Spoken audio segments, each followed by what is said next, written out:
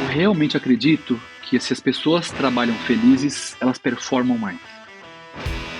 Então eu faço de tudo possível para que o ambiente seja bom, o ambiente seja feliz. O que não quer dizer uma gestão fluffy, uma gestão complacente.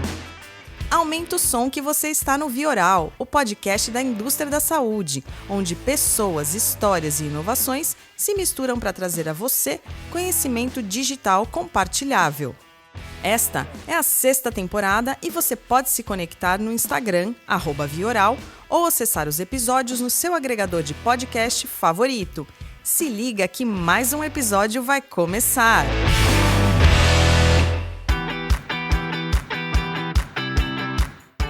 Fala, ouvintes do Vioral, sejam bem-vindos a mais um episódio. Olha que legal, Júlio Ávila assumiu agora na metade do ano de 2023 a posição de gerente geral Brasil e Head Latam para doenças raras na Sten Cares. O Júlio iniciou na indústria farmacêutica como representante, a gente vai querer entender um pouquinho depois dessa história, lá na Novartis em 1996, espero que eu não esteja te entregando aqui, Júlio, e passou por diversas multinacionais nesse período, são mais de 25 anos de estrada. Júlio, seja bem-vindo ao Vioral. PC, muito obrigado pelo convite. Eu fico lisonjeado de verdade de estar aqui com você hoje. Eu sempre ouço os podcasts e tem vários amigos que já participaram, então para mim é uma honra estar aqui com você hoje. A gente já estava até conversando que temos amigos em comum, mandar um abraço pro Luba aqui, né? Pro Luba. Nosso amigo em comum, um abração, Luba, que sempre está nos ouvindo. Júlio. Outros que já participaram também, como o Pablito também, que já participou. O Pablito, tem que tomar cuidado. Pablito, grande amigo. Um abraço pro Pablito também. Júlio, antes da gente entrar na tua história em si, conta para os nossos ouvintes quem é a Sten Cares no Brasil, essa também atuação dela de doenças raras na América Latina, para que a gente conheça um pouquinho da empresa. Legal. Como você falou, eu assumo um papel duplo agora como GM Brasil, fazendo startup da empresa no Brasil, e assumo como papel também de head para doenças raras para toda a América Latina, né? A Sten Cares é uma empresa com mais de 40 anos de mercado, de história. Ela foi fundada na Costa Rica, então é uma empresa costarriquenha, né? Ou seja, por aí você já vê que não é uma empresa global, é uma empresa latina, e a gente quer ser latino, né? Olha que legal. E por isso somos especializados em acesso ao mercado em países com várias necessidades, que são os países da América Latina, né? E somos especializados em acesso ao mercado, comercializar, distribuir e promover produtos de alta complexidade, tá? A gente está aqui, na verdade, para criar oportunidade de saúde para impactar positivamente a vida dos pacientes e das famílias, né? Então, quando a gente fala sobre isso, o que é? Proporcionar para mais pacientes na América Latina acesso a tecnologias que são de ponta de biotechs e de farmacêuticas de toda parte do mundo, né? Então, a gente é uma empresa de licensing, ou seja, temos licenças, a gente não produz, a gente tem licenças para comercializar, distribuir e promover produtos de biotechs e farmacêuticas de toda parte do mundo aqui na América Latina, né? Praticamente, a gente pode falar que a Sten Cares é uma ponte entre as necessidades dos pacientes e dos pagadores e das empresas de farmacêuticas do mundo todo. Agora, conta um pouquinho, isso é uma empresa familiar, você estava falando agora, eu fiquei curioso sobre a cultura, né? É raro a gente tá aqui, até acho que no próprio Vioral, não me lembro de ter entrevistado alguém que esteja numa empresa que é fundada dentro da América Latina. Talvez as empresas nacionais, óbvio, mas assim, da Costa Rica é diferente. Me conta um pouquinho dessa cultura. É uma empresa familiar, é uma empresa que é liderada por um dono. Me explica um pouquinho dessa cultura costarriquenha. É uma empresa familiar, né? O Don Isaac Warzenstein, daí vem o nome Stein, que fundou a empresa há mais de 40 anos atrás. O Don Isaac permanece hoje no board da empresa como conselheiro, né? Mas hoje quem é o CEO é o filho dele, que é o Mitchell Warzenstein, que é meu chefe, né? E a cultura de pensamento familiar, pensamento de dono, ela permanece até hoje. Um dos valores da empresa é esse pensamento de dono, sabe? Então, começou na Costa Rica, se expandiu rapidamente para Centro-América e Caribe, se expandiu para a região andina, Colômbia, Peru, Equador, e agora os últimos países a se expandir exatamente é Brasil e México, que são os maiores mercados. Né? Então, uma das prioridades nossas esse ano é essa, né? É colocar agora o footprint total na América Latina com Brasil e México ao mesmo tempo expandindo agora. E você já teve a oportunidade, já foi para San José, Júlio? Já deu tempo já de conhecer lá? Já, então. Eu fui uma vez, Costa Rica é um país maravilhoso, amei estar A gente na conhece Costa pelo Rica. café, né? Café, mas assim, olha, é muito parecido com o Brasil em termos de belezas naturais. Tem praias maravilhosas, tem o que eles chamam de rainforest, que para nós é bonito, como se fosse bonito aqui, sabe? E é um país com uma cultura muito americanizada também, tudo muito organizado.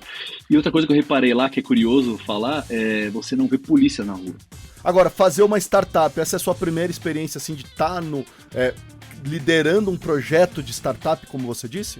Isso, eu já participei de 2 projetos de startup em doenças raras na Alexion, né? Mas já era o 2º ano de operação, né? E entrei nessa fase já, então fui um dos primeiros, mas já era o 2º ano de operação e não era o GM, né? Então eu ajudei no startup e ajudei no startup da Ultragenyx também. Eu entrei logo no 1º ano de operação, mas também ajudei, não conduzi, né, como GM. Então, como GM, é a primeira vez que eu faço o startup de uma operação ou de uma afiliada aqui no Brasil. E aí, como é que tem sido, Júlio? Conta um pouquinho. É uma experiência. Tá esse friozinho na barriga. É uma experiência maravilhosa e você tem que ter muita resiliência, PC, porque assim, a burocracia é muito grande. Você quer falar, a legislação brasileira não ajuda muito. A burocracia brasileira é muito forte, é muito grande, então você acaba tendo uma expectativa de que as coisas vão acontecer mais rápidas. Mas não pela parte da empresa nem por sua parte, mas por parte da burocracia, as coisas são mais morosas, são mais lentas. Então, e muitas coisas que você vai aprendendo no meio do caminho. Então, essa parte burocrática, às vezes está tudo pronto, faltou um documento, então recomeça tudo e começa tudo de novo. E aí a resiliência de você, ok, respira, vambora, então vamos fazer de novo. Porque senão, se você não tiver resiliência, assim como em doenças raras você recebe muito não no dia a dia, né, para conseguir o acesso. Então, eu acho que foi importante essa minha grande experiência em raras para criar resiliência suficiente para abrir uma startup no Brasil agora. E assim, você passou por várias multinacionais, né? O estilo de gestão, o estilo o quê? Parecido com o americano? É muito estilo de gestão latino? Como que é? A Steincares? A Steincares é um estilo de gestão mais latino, realmente. E isso eu estou adorando. Porque quando a gente fala um estilo de gestão mais latino, significa que a empresa não tem muita burocracia, é muito prática e muito acolhedora. Então, quando a gente pensa na relação da América Latina, né, a gente precisa dessa relação pessoal, entendimento emocional, tudo, e a Steincares tem isso. E, por outro lado, não tem a burocracia americana, por exemplo, né, com processos burocráticos morosos e gigantes, ou europeus, né? Aqui não, é tudo muito prático. Como é de dono, também a gente toma decisão sentando junto com o Mitchell, que é o dono, que é o CEO, né? E ele resolve tudo. Muito. Então as decisões são muito rápidas, sabe? Isso é muito bom. Que legal. Agora, você tá como gerente geral, o que deve ser um baita orgulho para você, porque você olha para trás, 96 você como representante de vendas. Fazendo essa comparação, Júlio, olhando lá o início da tua carreira, 1996, com agora o que a gente está vivendo em 2023 na indústria farmacêutica. O que você diria que foi a maior transformação, assim? Qual que foi as habilidades e competências que você, em 96, eram exigidas e agora em 2023 talvez nem tanto tenham mudado? Como é que você compara teu início de carreira com agora? Claramente, assim, a gente vê, PC... eu acho que são 3 coisas que mudaram muito, assim, né? Mas uma delas, acho que é a principal, que é o entendimento do negócio e a função principal do time de campo, né? E por que eu falo time de campo? Porque na minha época eu era representante, propagandista, né? Hoje a gente tem nomenclaturas diversas, né? Então, quando eu falo time de campo, pode ser o consultor, pode ser o key account, pode ser o gerente de contas, pode ser o MSL, pode ser o representante. É o time de campo, né? Nos anos 90, quando eu comecei, assim, era muito clara a função. A principal do representante era promover os produtos para o médico e gerar demanda, prescrição, né? Hoje mudou completamente, né? Hoje não existe uma principal função do time de campo, né? Na verdade, hoje, seja o nome que seja dado a esse time de campo, a essa função, né? Ele tem que entender por completo, assim, a jornada do paciente. Né? A jornada do paciente é o principal entendimento, né? E aí ele tem responsabilidade, esse representante, de atuar por completo em toda a cadeia da jornada, em todos os stakeholders da jornada, né? E se eu for falar isso, assim, Do que eu estou falando aqui, PC? Eu estou falando aqui de... você tem que entender como que é feito o diagnóstico da doença. Você tem que entender que, além do médico, quem mais está envolvido nesse diagnóstico? É enfermeira, é psicólogo, é nutricionista, o que mais impacta na prescrição, né? Além do médico também.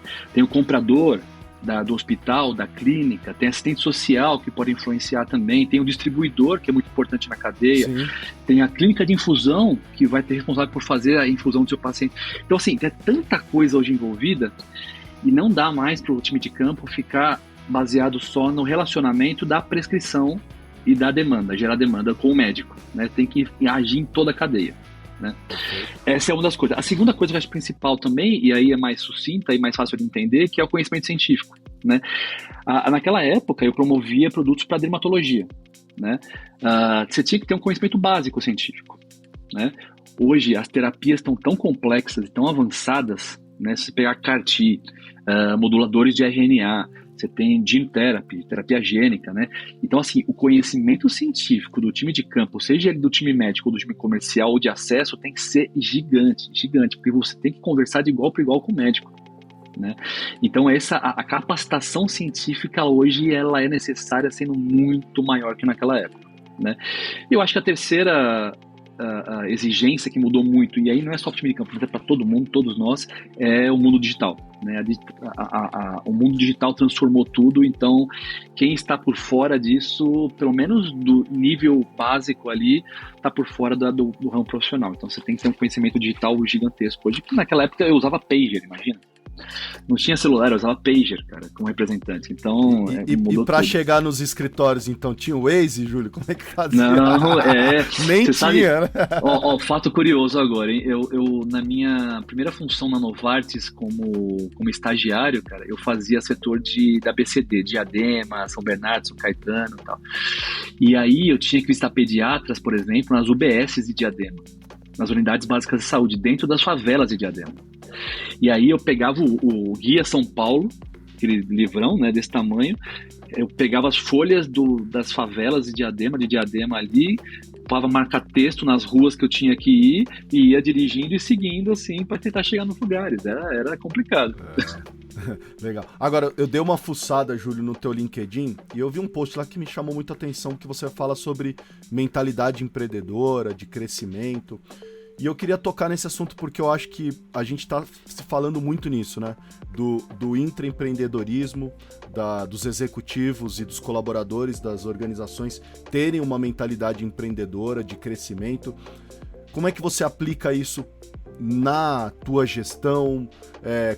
Qual que é a importância disso para você, para os seus colaboradores, para as pessoas que você trabalha? Eu queria que você explicasse um pouquinho esse teu post pra gente. Tá bom.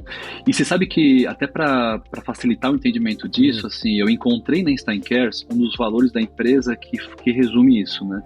Que um dos valores da empresa é o pensamento de dono. Então, quando o Mitchell resolveu expandir a empresa para a América Latina toda, o número de funcionários crescendo demais, um dos valores foi o pensamento de dono, que para permanecer. Por quê? Porque a mentalidade, o pensamento de dono, dentro da mentalidade empreendedora e de crescimento, vem junto com esse pensamento de autonomia, né? Então, se você imagina que a empresa é sua, se a função que você tiver, seja qual for a função que você tiver na empresa, né? Certamente você vai tomar decisões. Se essas decisões forem tomadas pensando muito melhor nas prioridades, nos impactos que vão ter essas decisões, na consequência dessa sua decisão, no custo financeiro dessa sua decisão, e se tudo isso for pensado como se a decisão fosse da sua empresa, da sua casa, do seu bolso, né, você vai saber responder por esse ato, por essa decisão, né? Então, assim, o resultado que você vai ter com isso, geralmente vai ser uma consequência positiva ou negativa, mas você vai ter total autonomia para tomar essa decisão e responder pela decisão que você tomou. E não aquele pensamento onde, se você toma uma decisão baseada, o guide corporativo é esse, eu vou tomar decisão apenas baseada no guide corporativo. Se der errado, eu fiz o que era necessário porque a empresa manda. Sabe, isso não existe, porque você não cresce com isso, você não faz o melhor pelo seu trabalho, Sim. né? Porque, ok, o guide da empresa está aqui, mas eu sei que o melhor para esta tomada de decisão deste momento é fazer um pouco de diferente do que está no guide corporativo. Vamos conversar para ver se eu posso tomar essa autonomia, essa decisão aqui, sabe? Fazer melhor para a empresa, inclusive, né? Então, vem um pouco disso, é você saber que a autonomia vai te dar liberdade para tomar a decisão, mas que você vai ter que responder pela consequência e resultado dessa decisão. Lógico. Sabe? E isso faz você crescer demais. Infelizmente, PC, na dor, nas decisões erradas que você toma, você cresce muito. E essa é a mentalidade de empreendedorismo e de crescimento que eu falei naquele post. Boa, já que você tocou na dor, uma das perguntas que eu gosto de fazer sempre para as pessoas é sobre as dores e as falhas que a gente tem nas nossas vidas e que nos ensinam muito. E isso deveria ser falado com uma supernaturalidade, porque é impossível na tua vida de executivo profissional você não ter aprendido com alguma falha, algum erro que você cometeu, porque você tá arriscando, tá tomando decisões. Eu queria que você contasse, Júlio, assim, uma que você fala, cara, eu aprendi muito com essa e me ensinou demais na minha vida. Tá. A gente erra muito, né, PC? Então, é normal errar e eu acho que errar faz parte do processo de chegar no sucesso, né? Então, você aprende com os erros. O importante é você não cometer o mesmo erro. Exato. Né? Então, falhas de decisões que eu tomei ao longo da minha carreira de execução nas empresas, eu não considero como grandes falhas, eu considero como falhas normais de aprendizado. Uma falha para mim que foi importante demais, num autoconhecimento, foi uma decisão que eu tomei de uma troca de empresa baseada pura e única exclusivamente no ego e na vaidade. O que é grana, isso? O que você está falando? Não, naquele caso não foi nem tanto grana, foi posição mesmo, né? Assim, eu estava muito bem na empresa que eu estava antes e tinha um cargo de gerente de unidade de negócio, por exemplo, que era o caso na época. Uma outra empresa concorrente me chamou para ser um diretor de unidade de negócio. Perfeito. Para mim, só o título, naquela época, né, muito tempo atrás, só o título de mudar para um dia, nossa, meu primeiro cargo de diretoria, meu Deus, isso para mim vai fazer... Assim, trocar uma empresa onde eu estou bem, sabe, pelo cargo de diretor, foi para mim um grande erro. Não compensou? Não, mas me fez aprender muito com isso. Legal. Sabe? Não me fez feliz. Ter aquilo preenchendo o meu ego, minha vaidade, não me fez feliz no dia a dia.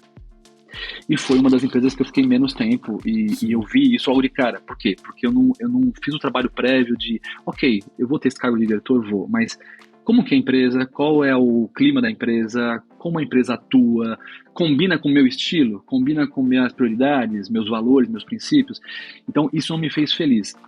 E aí o aprendizado que ficou para mim é, ok, antes de uma decisão importante de carreira, ego e vaidade também fazem parte, não vou mentir, mas é uma parte pequena, sabe? Você tem que conhecer muito bem quais são as suas prioridades naquele momento, quais são seus valores, o que você quer para você.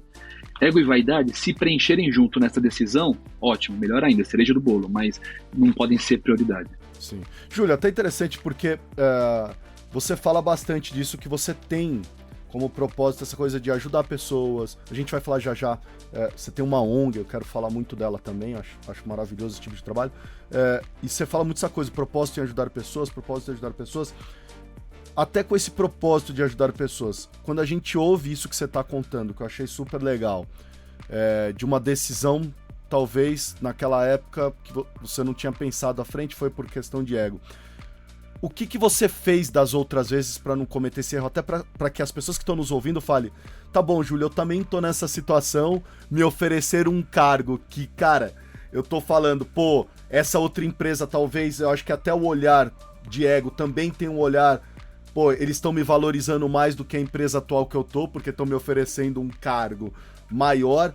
Como é que você fez das outras vezes para não cair nesse mesmo lado que você caiu, ou seja, do ego e etc, para os nossos ouvintes, para eles entenderem também assim, cara, o que eu tenho que fazer, Júlio? Que perguntas eu tenho que fazer? Você foi conversar com alguém? Você conversou com amigos? Você faz isso agora? Ou seja, quais são as táticas e estratégias que você usa para, sem querer, não acabar caindo nisso de novo? Muito, muito. Eu fiz de novo várias vezes, sempre que eu mudei de empresa. E assim, hoje, quando eu falo em ajudar as pessoas, tanto na parte de voluntariado e caridade, que eu tenho realmente a ONG, a gente pode falar disso depois, mas eu dou mentoria para profissionais hoje também, né? Então eu tenho 8 ou 9 mentorias que eu dou mensalmente, assim, e de graça, né? Eu faço isso porque eu gosto de ajudar as pessoas realmente. Né? Opa, então quem tá nos ouvindo aqui falou assim, opa, eu quero falar com o Júlio. Como que fala com o Júlio? Pode. LinkedIn? O que é? Me manda a princípio pelo LinkedIn e eu sempre respondo pelo LinkedIn. Então, e aí a gente começa a conversar pelo WhatsApp depois também. Tá e se tiver espaço na minha agenda para um café, para um almoço, de verdade eu gosto de fazer isso, ajudar as pessoas a se desenvolverem. E isso, por que eu comentei da mentoria? Porque isso vem bastante na mentoria. As pessoas estão comigo, de repente, Júlio, poxa, surgiu um convite para a empresa tal. A posição que eu sempre queria. Eu sempre quis estar ali. Tá. O que você acha? Então, a primeira coisa que eu falo, né, veja, não é uma decisão minha, é uma decisão sua. É muito importante que você esteja de acordo com a decisão que você vai tomar. Mas eu posso te ajudar a pensar e refletir sobre isso. E aí foi o que eu fiz sempre nas minhas tomadas de decisão de mudança de empresa. Né? A primeira coisa é você anotar realmente os dois lados da moeda. Né? Beleza. Ir para esta empresa, mudar de empresa e essa posição. O que tem de bom? Então tem vários aspectos positivos. O que tem de ruim ou negativo? Outros. Põe na balança as duas coisas. O famoso prós e contras. Prós e contras sempre. Puxar a capivara, importantíssimo. Então eu entro na empresa lá e vejo quem dos meus contatos lá que eu tenho uma intimidade, eu posso conversar a respeito de como é que é a empresa, qual é o clima da empresa, como é que é a pessoa que vai ser meu chefe naquela empresa. Sim. Muito importante, porque a empresa é o chefe, né? Não tem jeito. Lógico. Sempre. Então eu acho que esse entendimento é importante nos prós e contras, inclusive, antes de você construir. Né? E aí sempre, como eu já fui mordido, fiquei mordido por cobra de linguiça, né? Então, como eu já fui mordido por linguiça nessa questão de você errar no ego e vaidade, então, para mim, isso é muito importante sempre ponderar o ego e vaidade, onde é que tá no prós e contras ali, entendeu? E sempre, tem uma outra coisa que uma pessoa me escreveu esses dias, cara, pelo LinkedIn, que aprendeu, Júlio, aprendi muito com você na tomada de decisão, a sempre ponderar mais forte o coração, a emoção, do que a razão. E isso eu faço sempre também. O coração que você está falando é o que? O instinto? É isso? É o feeling. Tá. É o gut feeling, assim, sabe? Aquele instinto inicial que você tem. O que diz o seu instinto inicial? Se você toma uma decisão baseada no coração, nesse instinto inicial, dificilmente você vai se arrepender. Sim. Você pode até falar, putz, tô sofrendo, mas não me arrependo, eu tomaria a mesma decisão de novo. Sabe? Tem até um livro que eu li faz um tempão já, o Blink, no Piscar de Olhos. Pô, baita livro. Ele fala muito disso. Ele fala muito disso, que aqueles 5 segundos iniciais... É o verdadeiro piscar, né? Eu vou até deixar o link aqui na descrição do episódio para quem não leu o Blink, porque assim... Esse livro ensina muito, cara. Do Malcolm Gladwell, Exatamente. Esses 3 segundos iniciais, cara, eles dizem muito.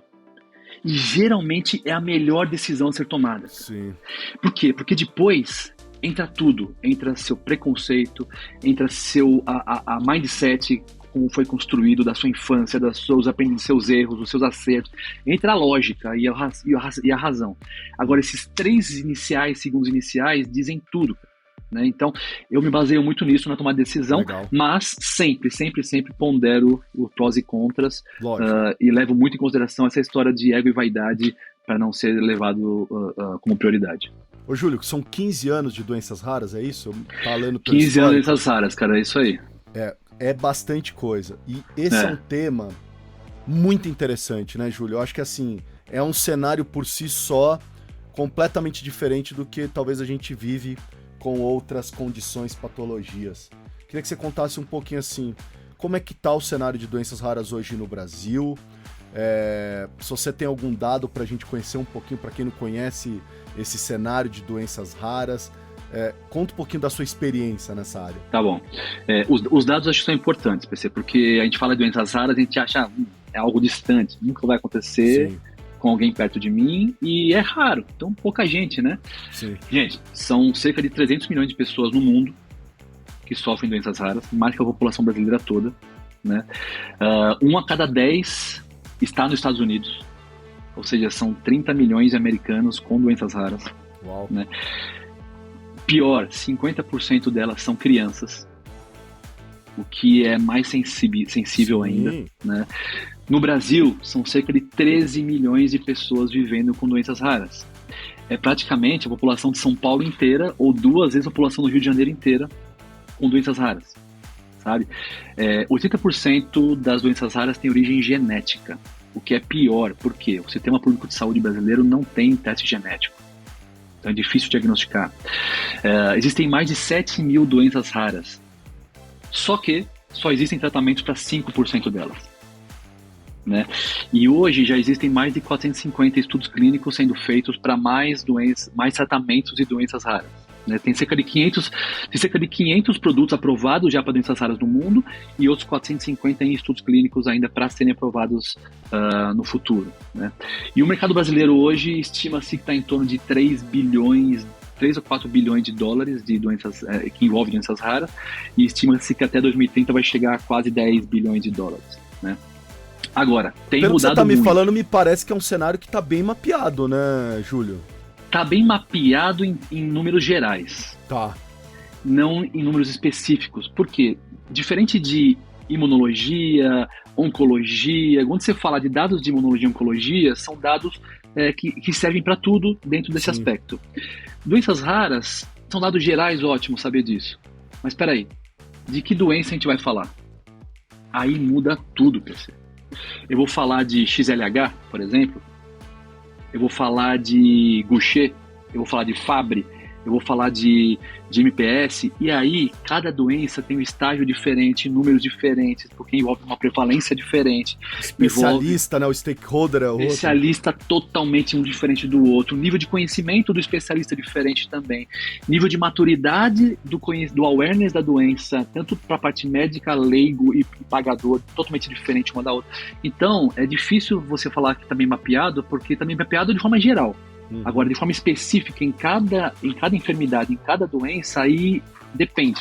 Né? Tem algumas muito bem mapeadas já, que já existem há muito mais tempo, como Gaucher, Fabry, MPS. Agora, tem outras que são muito novas e aí ainda é muito desconhecido para todo mundo, inclusive. Você acha que a transformação digital tem auxiliado muito? Porque agora a gente está falando de dados, de coleta de dados, de ferramentas para análise de dados, inteligência artificial, ou seja... a ideia é que o dado se torne um dado de maior qualidade, mais estruturado. Tá acontecendo isso, Júlio? Tá acontecendo, ainda de forma muito, mas muito inicial no mundo todo, quando eu falo de doenças raras. Tá?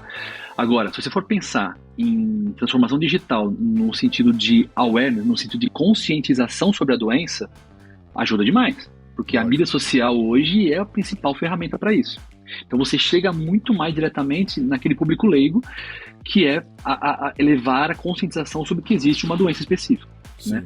Você, com a telemedicina hoje, você chega muito mais fácil nos médicos. E telemedicina hoje, graças a Deus, até no SUS, ele é muito bem já amplificado. Então eu consigo, por exemplo, reunir os médicos dos postos de saúde de Manaus, lá e reunir eles para falar sobre uma doença específica, entendeu? Digitalmente. Visita digital, então eu consigo visitar médico através das ferramentas todas de comunicação digital. Né? Agora, a outra parte que você falou, que a gente começa a chamar de medicina especializada, personalizada, né?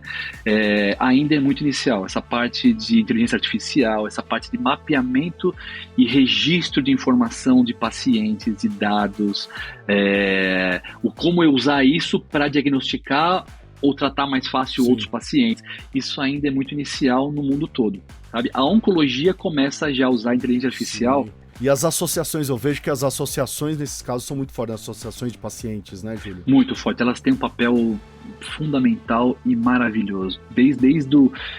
Primeiro, desde a divulgação da conscientização da doença, eles fazem muito isso, o papel deles é esse também, mas acho que o papel principal é, diagnosticou a doença, o acolhimento deles ao paciente é uma coisa sobrenatural, sabe? Assim, acolhimento psicológico, acolhimento burocrático, ajudar o paciente a tirar a documentação necessária para correr atrás do seu acesso ao medicamento, orientar o paciente com relação ao acesso, se ele tem reembolso já essa doença, então vamos preencher um formulário juntos para te ajudar, vamos fazer os exames, a associação financia os exames do paciente, financia um transporte no paciente que mora numa região muito longínqua até a capital, a associação pode ajudar ele a correr atrás do acesso se for de forma judicializada também. Então, assim, a associação é o principal, assim, dentro da vida de um paciente, da jornada do diagnóstico até o tratamento. Boa. Júlio, para quem quer conhecer mais desse mercado de doenças raras, tem muita gente sempre interessada, sempre me mandam aqui no Vioral, fala com o pessoal de doenças raras, fala com o pessoal tem site que essas pessoas possam acessar para estudar mais sobre isso? Ou alguma pessoa no Instagram, em alguma rede social que ela deve seguir? Onde que se busca mais informações para conhecer mais desse mercado, Júlio? Você que está nesse mercado. Tem assim, eu sempre reconheço que tem 3 associações de pacientes que vale a pena seguir o trabalho deles, e através do trabalho deles você acaba conhecendo muito mais o universo de doenças raras. Né? Porque o trabalho deles envolve desde a parte assistencial ao paciente, o trabalho de acesso ao tratamento do paciente, e o trabalho político também, porque hoje existem muitos projetos de lei que estão se criando para melhorar a vida dos pacientes com doenças raras. E associações têm um papel político muito forte também. Né? Então a gente tem aqui a Casa Hunter, que é o Tony. Né? O Tony é o presidente da Casa Hunter, fundador da Casa Hunter. Ele é uma pessoa que deve ser seguida, e Casa Hunter é uma associação que deve ser seguida também. Tem o Wesley Pacheco. Tá? O Wesley Pacheco é o presidente da Associação Amor e Carinho. Amor e Carinho é outra associação também que deve ser seguida também, assim como o Wesley Pacheco também tem um papel fundamental político também, tá? Crônicos do Dia a Dia é outra associação de pacientes também que deve ser seguida através do seu presidente também, que é o Gustavo Sanmartin. Gustavo Sanmartin é outro também que deve ser seguido também, tá? E a Vidas Raras, que é outra associação de pacientes também, que já está há muito tempo no Brasil, foi uma das primeiras, inclusive, né, com a Regina Próspero, que é a presidente também. Então são 4 associações e 4 personalidades que eu acho que, se você seguir diariamente o trabalho deles e as mídias deles, publicações deles, você vai entender muito mais da realidade do mundo doenças raras. Show. Júlio, fala da tua ONG então pra gente. Eu sou fundador e presidente de uma associação, não é uma ONG, é uma associação de voluntariado, né? Mas já constituída mesmo, com CNPJ, tudo, que se chama Guardiões da Esperança. Tá? A gente faz trabalho... A gente acha, se joga, tem onde? É site, é LinkedIn? Tem um site, guardiõesdaesperança.org, tá? Que por falta de tempo eu acabo não atualizando muito o site, mas o LinkedIn do Guardiões da Esperança e principalmente o Instagram do Guardiões da Esperança está sempre atualizado. O Instagram é esse Guardiões da Esperança ONG? É isso? Isso, é isso aí. Tá, vou deixar o link para vocês então, para quem quiser acessar o link do Guardiões da Esperança ONG, tá aqui, ó. Tô olhando ele aí. Então conta um pouquinho o que faz, Júlio. A gente tá atuando já, comecei em 2009, PC, então já tô aí há 14 anos quase, 14 anos, o que vem vai ser comemoração de 15 anos, atuando, ajudando o próximo, os mais necessitados, tá? Então, que tipo de trabalho? O core da associação é ajudar morador de rua. Tá. Então uma vez por mês, a gente vai nas ruas de São Paulo, principalmente ali no pátio do colégio ali, a gente leva roupa usada, a gente leva alimento, a gente leva bebida, a gente leva atenção e carinho também, que é o que eu sempre falo, não é só o bem material, mas é uma parte de bem, de atenção, amor e carinho realmente, para conversar com as pessoas, tal, e a gente ajuda uma vez por mês. Basicamente, não tem vínculo nenhum religioso, vínculo nenhum político, é fundada e organizada e constituída por um grupo de amigos, né? E 80% dos voluntários que trabalham comigo hoje são da indústria farmacêutica, porque eu vim coletando voluntários ao longo da minha carreira aí, sempre que eu fui fazendo as ações também. Então a gente ajuda moradores de rua, principalmente todo mês, mas em algumas datas especiais do ano a gente ajuda um lar de senhoras carentes, que é o Lar das Mãezinhas, que infelizmente 2 meses atrás fechou por falta de recurso. A gente ajuda uma instituição que é a Vivenda Quatro Patas de Animais Abandonados também. E a gente ajuda CCAs, que são os centros de convivência da criança e adolescente. Sim. Né? E, por exemplo, a próxima ação que a gente vai ter agora no final do ano vai ser uma festa de Natal, você deve ver no Instagram aí, uma festa de Natal para as crianças, né, do CCA Dom Bosco, e aí a gente vai fazer uma festa para elas, vai levar presentes, vão levar roupas, brinquedos, Papai Noel, Sim. ou seja, a gente proporciona para elas um dia que possivelmente elas não tenham tido antes também. Né? Então, a gente tem essas 3 vertentes, mas o principal é com o morador de rua. Quem quiser participar, me manda uma mensagem lá pelo Instagram mesmo, Boa. ou pelo LinkedIn. Eu incluo num grupo de WhatsApp dos voluntários, e aí lá no grupo de WhatsApp sempre eu divulgo as ações primeiro, e aí na sequência eu já solto no Instagram e no LinkedIn as ações até pra também. deixar claro, Júlio, às vezes a pessoa fala, pô, mas eu não quero estar presencial. Não precisa ser só ajuda presencial, né, Júlio? Não. A gente tem muitos voluntários que infelizmente não conseguem estar presencialmente. Não conseguem por vários motivos, tá, PC? Ou por incapacidade realmente de agenda, ou porque não se sente bem lá. Psicológico, Exato. E aí ajuda financeiramente, ajuda divulgando as ações. Legal. Isso é uma ajuda tremenda já, né? E assim, quem puder participar, lógico que vai ser sempre muito bem-vindo. Boa, maravilha. Júlio, como você se descreve como gestor?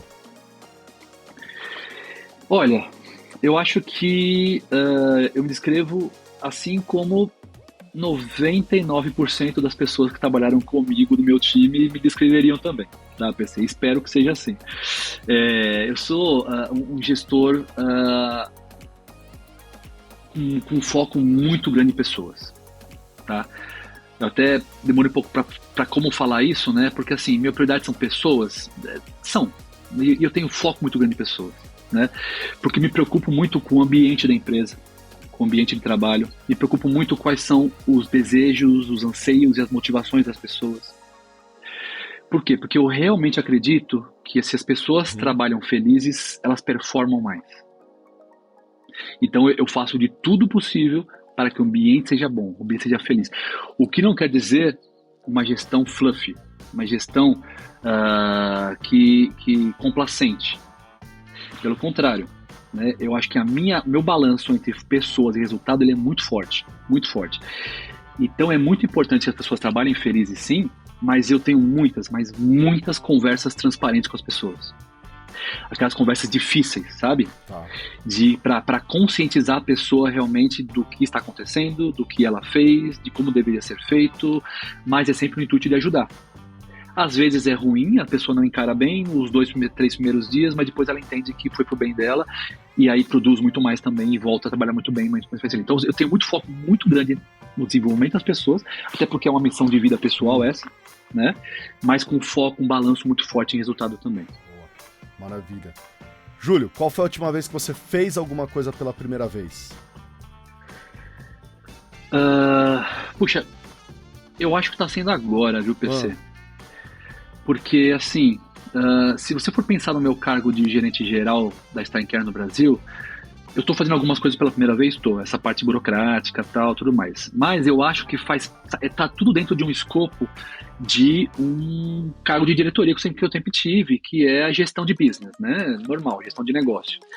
Mas, dentro do meu cargo de Head Latam para doenças raras, como a gente é uma empresa de licensing, eu estou fazendo um papel de BD, de Business Development, muito forte, para obter licenças, né?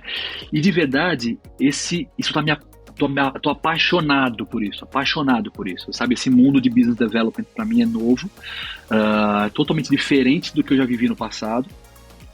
Lógico, eu aproveito meus skills todos que eu adquiri nesses anos todos para fazer o melhor possível nisso. Mas eu aprendo todo dia, sabe? A hora que eu acho que eu tô, agora saquei como é que funciona esse mundo. Agora eu vou arrebentar.